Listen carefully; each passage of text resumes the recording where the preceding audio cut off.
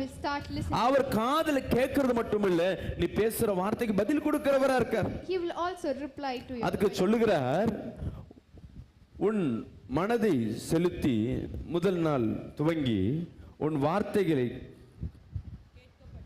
கேட்கப்பட்டது, உன் வார்த்தை நிமித்தம் நான் வந்தேன். நீ கூப்பிட்டீனா என் தேவன் வருவார், நீ கேட்டா என் தேவன் தருவார்.